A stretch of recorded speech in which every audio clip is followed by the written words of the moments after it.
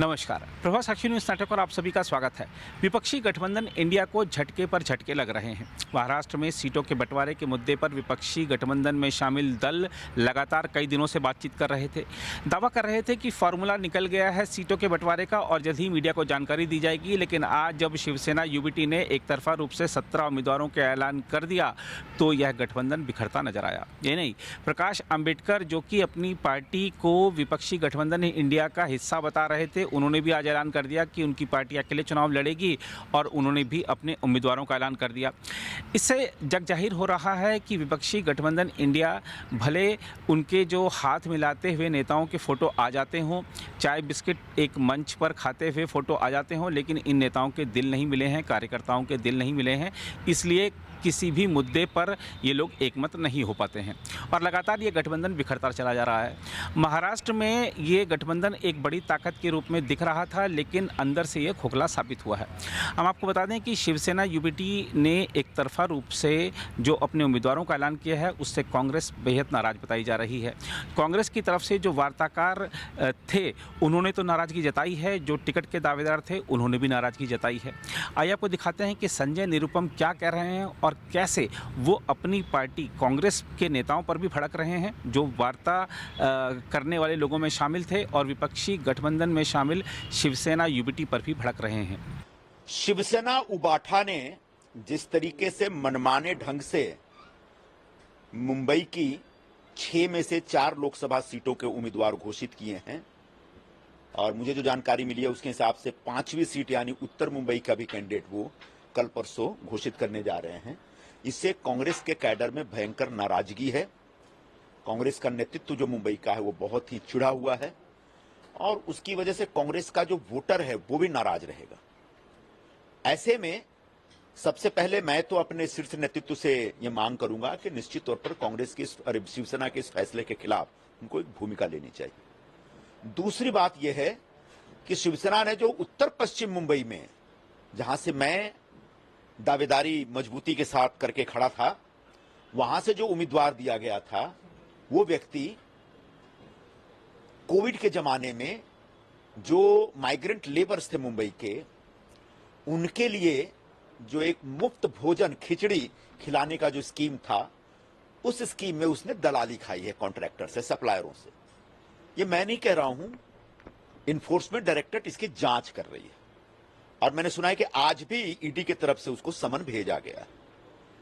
तो ऐसे खिचड़ी चोर को शिवसेना जबरदस्ती उम्मीदवार बना रही है, उससे कांग्रेस के लोगों का मन बहुत आहत है। मैं भी नाराज हूं। मुझे बड़ा दुख होता है कि हमारे जो नेगोशिएटर थे, जो शिवसेना के साथ, एनसीपी के साथ सीट शेयरिंग वाली मीटिंगों में बैठा करते थे, उन्होंने भी कांग्रेस की भूमिका को शायद बहुत मजबूती से नहीं रखा।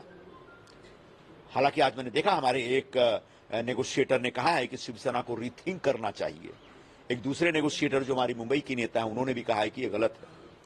तो ऐसे में शिवसेना ने जो कांग्रेस पार्टी को दबाने की कोशिश की है और ये जो कोशिश है, इससे कांग्रेस पार्टी को हमेशा के लिए मुंबई से खत्म करने का एक षड्यंत्र दिख रहा है।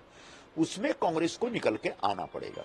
कांग्रेस के नेतृत्व को एक स्टैंड लेना पड़ेगा इस पूरी भूमिका पे। अगर कांग्रेस को बचाना है तो 2 ही ऑप्शन है, एक तो हम अलायंस तोड़ दें और दूसरा नहीं तो फ्रेंडली फाइट करें।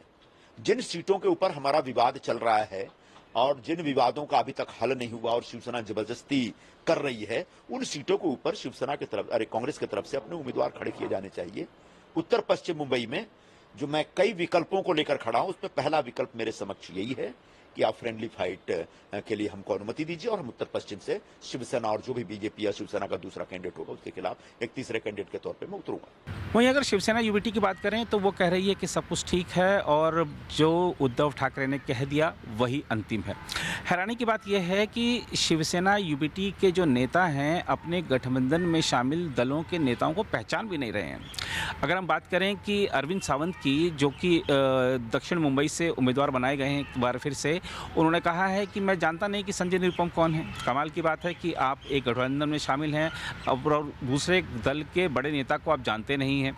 वहीं अगर बात करें शिवसेना यूपीटी की राज्यसभा सांसद प्रियंका चतुर्वेदी की, तो उन्होंने कहा है कि अभी जो गठबंधन ने शिवसेना ने यानी जो उम्मीदवार घोषित किए हैं वही फैसला अंतिम है और ये गठबंधन बना हुआ है, इसका अस्तित्व बना हुआ है। आइए देखते हैं क्या कह रही हैं प्रियंका चतुर्वेदी। मैं बस यही कहना चाहूंगी कि सारे 17 लोग विजयी होंगे। हमारी जो जीत होगी विशाल होगी।